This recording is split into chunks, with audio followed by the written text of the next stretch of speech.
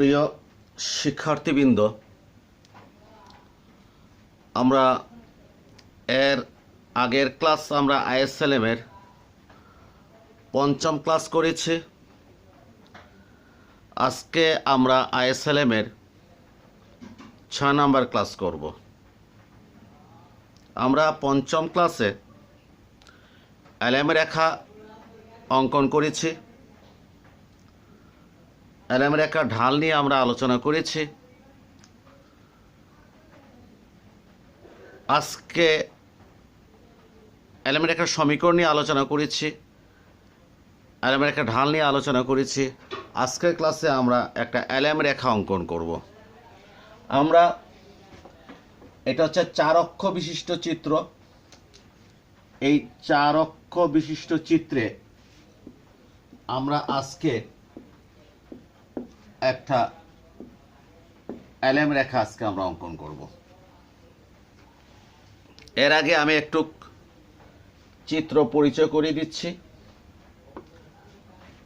এই প্রথম অংশে, চতুর্থ অংশে এলএম রেখাটা অঙ্কন করা হয়েছে।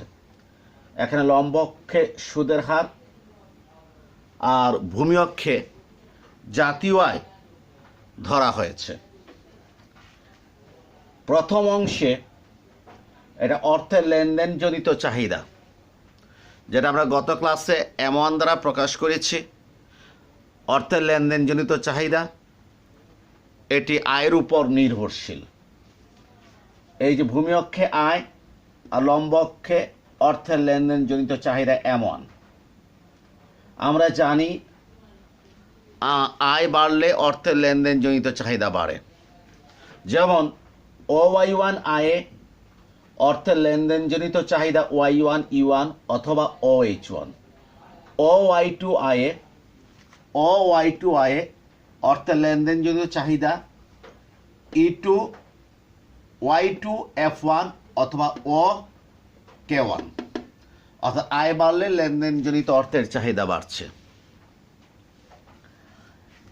এই AB হচ্ছে 45 ডিগ্রি। এখানে 45 ডিগ্রি কোণ, এখানে 45 ডিগ্রি কোণ সৃষ্টি করেছে। এবি হচ্ছে একটা রেখা। এই এবি রেখা অঙ্কন করার সময় আমরা যেহেতু জানি অর্থের যোগান স্থির, আমরা অবি পরিমাণ অর্থের যোগান ধরে নিয়েছি। কতটুকু ধরে নিয়েছি? অবি পরিমাণ। ঠিক অবি এর সমান করে আমরা এদিকে ওএ কেটে নিয়েছি। ফলে অবি সমান ও এ। তাহলে ও এ বি ত্রিভুজের যদি ও এ আর কি হয়, ওবি যদি সমান হয়, তাহলে এই কোণ আর এই কোণ সমান হবে। যেহেতু এই কোণটা 90 ডিগ্রি, তাহলে এইটা 45 ডিগ্রি, এইটা 45 ডিগ্রি। এই রেখার একটা বৈশিষ্ট্য আছে। সেই বৈশিষ্ট্য হচ্ছে যেহেতু এই কোণটা 45 ডিগ্রি, অতএব এই কোণটাও 45 ডিগ্রি। যেহেতু এই কোণটাও 45 ডিগ্রি, সেহেতু এই কোণটাও 45 ডিগ্রি। আর এই কোণটা 45 ডিগ্রি হওয়ার কারণে আমি বলতে পারি K1 B সমান K1 F2। K1 B সমান K1 F2। একইভাবে এই কোণটাও 45 ডিগ্রি। যেহেতু এটা 45 ডিগ্রি, এটাও 45 ডিগ্রি। আমি বলতে পারি H1 E2 সমান H1 B, বা H1 B সমান H1 E2। তৃতীয় অংশে এটা হচ্ছে অর্থের ফটকা কারবারজনিত চাহিদার সাথে সুদের হারের সম্পর্ক দেখায়। আমরা অর্থের ফটকা কারবারজনিত চাহিদাকে M2 দ্বারা প্রকাশ করেছি। এটা সুদের হারের উপর নির্ভর করে। আমরা জানি সুদের হার কমলে অর্থের ফটকা কারবারজনিত চাহিদা বাড়ে। এই যে I2 থেকে যদি I1 এর যদি সুদের হার কমে যায়, তাহলে I2 তে ফটকা কারবারজনিত চাহিদা I2 F3, I1 হচ্ছে I1 E3 বা OH2।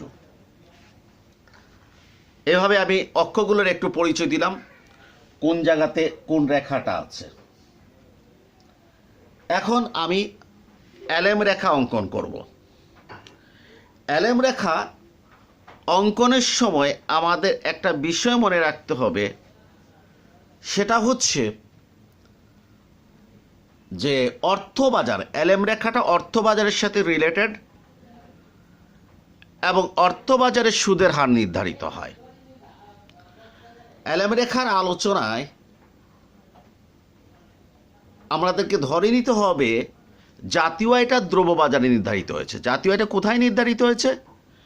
দ্রব্যবাজারে নির্ধারিত হয়েছে। এবং সেই নির্ধারিত জাতীয় আয়ের প্রেক্ষাপটে অর্থবাজার বিশ্লেষণ করে আমরা অর্থবাজারের সুদের হার কত নির্ধারিত হয় আমরা সেটা বের করব। আমি আলোচনার শুরুতেই ধরে নিচ্ছি জাতীয় আয় দ্রব্যবাজারে নির্ধারিত হয়েছে OY1। কতটুকু? OY1, এই যে এই বিন্দু পর্যন্ত জাতীয় আয় দ্রব্যবাজারে নির্ধারিত হয়েছে OY1। জাতীয় আয় যদি দ্রব্যবাজারে OY1 নির্ধারিত হয় তাহলে অর্থবাজারে লেনদেনজনিত চাহিদা কত সেটা প্রকাশ পাবে এই M1 রেখা দ্বারা। কোন রেখা দ্বারা? M1 রেখা দ্বারা। আমরা লম্ব অক্ষে অর্থের লেনদেনজনিত চাহিদা ধরেছি। তাহলে OY1 জাতীয় আয়ের লেনদেনজনিত অর্থের চাহিদা হচ্ছে Y1E1 অথবা OH1। তাহলে আবার বলতে পারি যে OY1 জাতীয় আয়ে অর্থের লেনদেনজনিত চাহিদা হচ্ছে Y1E1 সমান OH1। Y1E1 সমান OH1। তাহলে আমরা অর্থের লেনদেনজনিত চাহিদা আমরা পেলাম। আমরা জানি অর্থের যোগান হচ্ছে OB। অর্থবাজারে যখন ভারসাম্য থাকে তখন মানি ডিমান্ড আর মানি সাপ্লাইটা পরস্পর সমান হয়। মানি ডিমান্ডের ভিতরে আছে M1 প্লাস M2। লেনদেনজনিত অর্থের চাহিদা ফটকা কারবারজনিত অর্থের চাহিদা সমান MS। আমার অর্থের যোগান হচ্ছে আমরা ধরে নিয়েছি স্থির এবং এটা কতটুকু? OB, যেটা প্রথমেই বলেছি। আমার লেনদেনজনিত অর্থের চাহিদা হচ্ছে OH1, মানে M1টা কত? OH1। তাহলে অবশ্যই ফটকা কারবারজনিত চাহিদা হবে H1B। অর্থের ফটকা কারবারজনিত চাহিদা কত হবে? H1B। যেমন আমার মানি সাপ্লাই যদি 1000 কোটি টাকা যদি হয় আর লেনদেনজনিত অর্থের চাহিদা যদি 700 কোটি টাকা হয় তাহলে অবশ্যই ফটকা কারবারজনিত অর্থের চাহিদা ভারসাম্য অবস্থায় কত হবে? 1000 হতে 700 বাদ দিলে 300 কোটি হবে। যেহেতু আমি বলছি যে আমাদের অর্থের যোগান হচ্ছে OB, লেনদেনজনিত অর্থের চাহিদা হচ্ছে OH1, তাহলে H1B হচ্ছে আমাদের অর্থের ফটকা কারবারজনিত চাহিদা। H1B, এই H1B যে কথা আর H1E2 কি একই কথা। H1E2 একই কথা। কারণ H1B আর H1E2 একই কথা, এই জন্য যেহেতু এটা 45 ডিগ্রি এইটাও 45 ডিগ্রি এই কোণটা, ফলে H1B সমান H1E2। তাহলে আমরা বলতে পারি আমাদের ফটকা কারবারজনিত অর্থের চাহিদা H1B অথবা H1E2 অথবা OH2। H1E2 যে কথা OH2 একই কথা, ইকুয়াল টু OH2।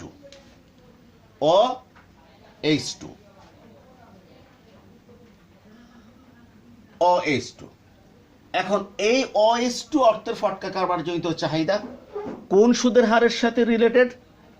এটা অত্যন্ত পরিষ্কার। এই OH2 ফটকা কারবারজনিত অর্থের চাহিদাটা আমাদের এই অর্থের চাহিদা M2 রেখা অনুযায়ী E3 বিন্দুতে OI1 সুদের হারের সাথে রিলেটেড। E3 বিন্দুতে OI1 সুদের হারের সাথে রিলেটেড।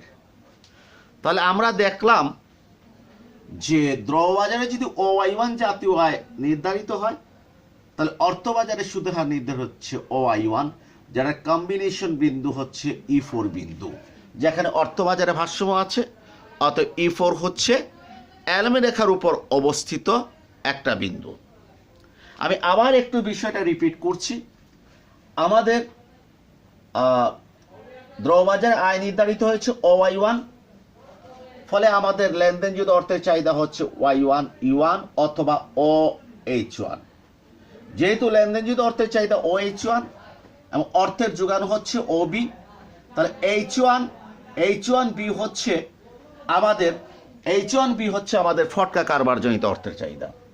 এই H1B যে কথা H1E2 একই কথা। তাহলে ফটকা কার্বন যদি চাহিদা H1B অথবা H1E2 অথবা OH2, এই OH2 ফটকা কার্বন যদি অর্থের চাহিদা M2 রেখা অনুযায়ী E3 বিন্দুতে OI1 সুদের হারের সাথে রিলেটেড।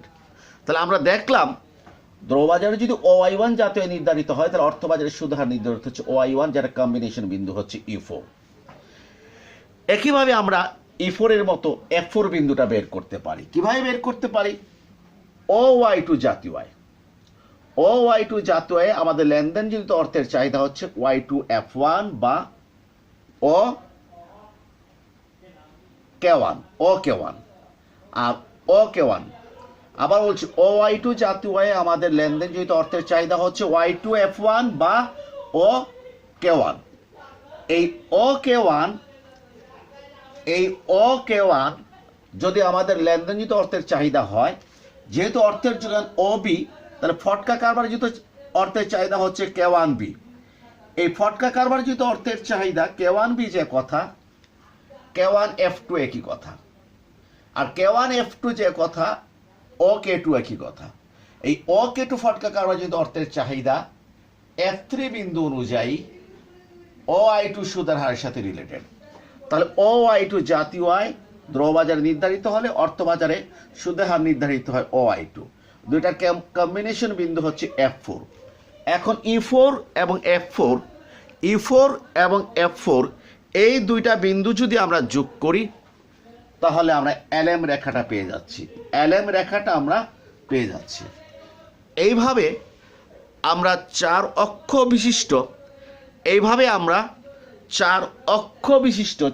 অক্ষ বিশিষ্ট চিত্রে আমরা LM রেখাটা কি করেছি, অঙ্কন করেছি, যেটা ডান দিকে ঊর্ধ্বগামী হয়। এখন আমরা আরো সহজ পদ্ধতিতে আমরা LM রেখা অঙ্কন করতে পারবো, সেটা নিয়ে এখন আমি আলোচনা করব।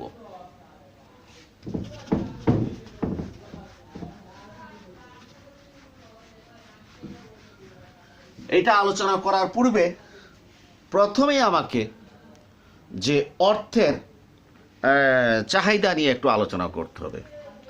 আমরা জানি অর্থের চাহিদা হচ্ছে MD = KY - HI। আমি যদি এখন একটা অর্থের চাহিদা রেখা যদি অঙ্কন করতে চাই, তাহলে আমি লম্ব অক্ষে আমি সুদের হার এবং আমি ভূমি অক্ষে অর্থের চাহিদা ধরলাম। এক্ষেত্রে অর্থের চাহিদা রেখাটা ডান দিকে নিম্নগামী হবে, অর্থাৎ MD = KY - HI রেখাটা ডান দিকে নিম্নগামী হবে। কেন ডান দিকে নিম্নগামী হবে? কারণ আমরা জানি সুদের হার বাড়লে এই অংশটা বড় হবে, অর্থের চাহিদা কমবে। যেহেতু সুদের হার বাড়লে অর্থের চাহিদা কমে, বিপরীত সম্পর্ক, এই জন্য রেখা ডান দিকে নিম্নগামী হবে। এখানে কিন্তু সুদের হার হচ্ছে একটা চলক, যেটা লম্বককে ধরা হয়েছে, আর ভূমিককে ধরা হয়েছে অর্থের চাহিদা, এটা হচ্ছে একটা চলক। কে এবং এইচ, কে হচ্ছে আয়ের পরিবর্তনের ফলে লেনদেনজনিত চাহিদা সাড়া দেওয়ার মাত্রা, এইচ হচ্ছে সুদের হারের পরিবর্তনের ফলে অর্থের চাহিদা সাড়া দেওয়ার মাত্রা। এই কে এবং এইচ এর মানটা স্থির। এখানে ওয়াইও কিন্তু একটা চলক, কারণ এর আগে আমরা বলেছি জাতীয় আয়টা কোথায় নির্ধারিত হয়? দ্রব্যবাজারে নির্ধারিত হয়। এই জন্য এই অর্থের চাহিদা রেখা অঙ্কন করার সময় আমরা ধরে নিয়েছি জাতীয় আয় হচ্ছে Y1। জাতীয় আয় কত? Y1। অতএব এই অর্থের চাহিদা রেখা অনুযায়ী I1 অর্থের চাহিদা, OI1 সুদের হারে অর্থের চাহিদা হচ্ছে M1, যেখানে জাতীয়ের পরিমাণ হচ্ছে কত? Y1। আবার E2 বিন্দুতে I2 সুদের হারে অর্থের চাহিদার পরিমাণ হচ্ছে OM2, কিন্তু জাতীয় আয় কত? Y1। অর্থাৎ এই রেখার প্রত্যেকটা বিন্দুতে জাতীয় আয় কত? Y1। এখন সুদের হার কমলে অর্থের চাহিদা বাড়বে, অর্থাৎ এই অর্থের চাহিদাটা নির্দেশ করে জাতীয় আয় কনস্ট্যান্ট, মানে Y1 ধরে সুদের হারের সাথে অর্থের চাহিদার সম্পর্ক। এখন কোনো কারণে যদি জাতীয় আয় বৃদ্ধি পায়, আমরা জানি আয় বৃদ্ধি পেলে লেনদেন জনিত অর্থের চাহিদা বাড়বে, ফলে অর্থের চাহিদা বাড়বে, এক্ষেত্রে অর্থের চাহিদা রেখাটা উপরের দিকে শিফট হবে। অর্থাৎ কোনো কারণে যদি জাতীয় আয় যদি বৃদ্ধি পায়, তাহলে অর্থের চাহিদা রেখাটা কোন দিকে শিফট হবে? উপরের দিকে শিফট হবে, এবং এটার নাম হবে KY2 মাইনাস HI। কি নাম হবে? KY2 minus HI। অর্থাৎ এই অর্থের চাহিদাটা Y1 আয়ের সাথে রিলেটেড, আর এই অর্থের চাহিদাটা Y2 জাতীয় আয়ের সাথে রিলেটেড।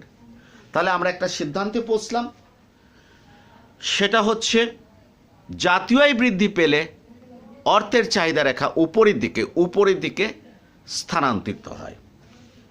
এখন আমরা যে পূর্বের চেয়ে আরো সহজ পদ্ধতিতে আমরা LM রেখা আমরা অঙ্কন করব। পাশাপাশি দুইটা চিত্রে বাম দিকের চিত্রে আমরা আলোচনা করব অর্থবাজারের ভারসাম্য, আর ডান দিকের চিত্রে আমরা LM রেখা আমরা অঙ্কন করব। আমরা এখানে ধরেছি, উপরে ধরেছি আমরা সুদের হার, আর ভূমিয়ককে আমরা ধরেছি অর্থের চাহিদা এবং অর্থের যোগান। আর এখানে আমরা ভূমিয়ককে ধরেছি জাতীয় আয়, লম্বককে ধরেছি আমরা সুদের হার। অর্থাৎ এখানে LM রেখাটা কি আসবে? ভূমিয়ককে অর্থের চাহিদার অর্থের যোগান ধরেছি, আর লম্বকে সুদের হার ধরেছি। যেহেতু অর্থের যোগানটা স্থির, এইটা সুদের হারের পরিবর্তনের সাথে এটা কোনো পরিবর্তন হয় না, এই জন্য অর্থের যোগানটাকে আমরা এই MST এই লম্ব বরাবর রেখার মাধ্যমে কি করলাম? প্রকাশ করলাম, যাতে সুদের হার যেই সুদের হার থাক না কেন অর্থের যোগানটা কি স্থির। এখন আমরা অর্থের চাহিদা রেখা অঙ্কন করছি। ধরি অর্থের চাহিদা রেখা হচ্ছে এটা, MD equal to KY1 minus HI। অর্থাৎ এই অর্থের চাহিদা রেখাটা Y1 জাতীয় আয়ের সাথে রিলেটেড। এই অবস্থায় অর্থের চাহিদা রেখা এবং অর্থের যোগান রেখা এরা পরস্পর ছেদ করেছে E1 বিন্দুতে। অর্থাৎ E1 বিন্দুতে, কোন বিন্দুতে? E1 বিন্দুতে মানি ডিমান্ড আর মানি সাপ্লাই পরস্পর কি সমান। তাহলে E1 বিন্দুতে অর্থবাজারে ভারসাম্য অর্জিত হয়েছে, এবং এক্ষেত্রে E1 বিন্দুতে সুদের হার নির্ধারিত হয়েছে OI1। সুদের হার কত নির্ধারিত হয়েছে? OI1। অর্থাৎ যে E1 বিন্দুতে অর্থবাজারে ভারসাম্য অর্জিত হয়েছে, সেই E1 বিন্দুতে আমাদের সুদের হার নির্ধারিত হয়েছে OI1। আমি এখানে dot dot dot dot dot dot এই OI1 সুদের হারটাকে কেটে এখানে নিয়ে আসলাম। আর এই OI1 সুদের হারে জাতীয় আয়টা কত? Y1। আমি এখানে ভূমিয়ককে জাতীয় আয় ধরা হয়েছে, আমি ধরে নিচ্ছি আমার জাতীয় আয়টা হচ্ছে কতটুকু? OY1 হচ্ছে এতটুকু, আমি ধরে নিচ্ছি। তাহলে আমরা যেহেতু জাতীয় ভূমিয়ককে ধরা হয়েছে, Y1 জাতীয় আয়কে আমি এইভাবে প্রকাশ করলাম। এখন OI1 সুদের হার আর OY1 জাতীয় আয়, এটার কম্বিনেশন বিন্দুটা আমি F1 বিন্দু দ্বারা প্রকাশ করলাম, এবং এই F1 বিন্দুটা LM রেখার উপর অবস্থিত একটি বিন্দু। কেন F1 বিন্দুটা LM রেখার উপর অবস্থিত একটি বিন্দু আমরা বললাম? সেটার কারণ হলো F1 বিন্দুটা OI1 সুদের হার এবং OI1 জাতীয় আয়ের সম্পর্ক দেখায়, এবং একই সাথে সাথে F1 বিন্দুতে এসেছে কোথা থেকে? E1 বিন্দুতে। E1 বিন্দুতে অর্থের চাহিদা রেখা এবং অর্থের যোগান রেখা পরস্পর ছেদ করেছে। E1 বিন্দুতে মানি ডিমান্ড আর মানি সাপ্লাই পরস্পর সমান। কে সমান? মানি ডিমান্ড আর মানি সাপ্লাই পরস্পর সমান কোথায়? E1 বিন্দুতে। অতএব এখানে অর্থবাজারে ভারসাম্য আছে। তাহলে F1 বিন্দুটা একই সাথে সুদের হার এবং জাতীয় আয়ের ভিতরে সম্পর্ক দেখায়, এবং E1 বিন্দুর প্রেক্ষাপটে বলতে পারি এখানে অর্থবাজারে ভারসাম্য আছে। অতএব F1 LM রেখার উপর অবস্থিত একটি বিন্দু। এখন আমরা মনে করি কোনো কারণে জাতীয় আয় বৃদ্ধি পেল। জাতীয় আমরা কত ধরেছিলাম? Y1, এটা বৃদ্ধি পেয়ে কত হলো? Y2।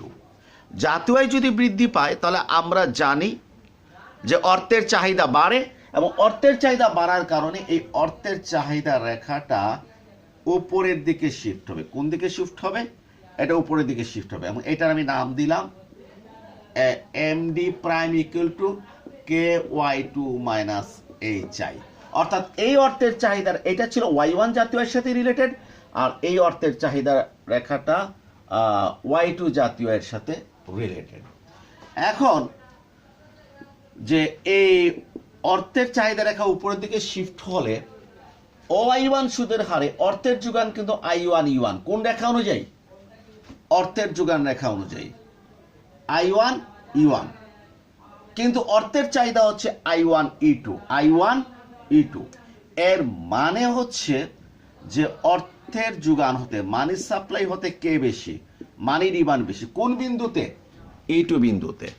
অর্থাৎ E2 বিন্দুতে আমরা বলতে পারি অর্থ বাজারের ভারসাম্য নেই। E2 বিন্দুতে অর্থ বাজারের ভারসাম্য নেই, কারণ E2 বিন্দুতে OI1 সুদের হারে অর্থের চাহিদা I1E2 এবং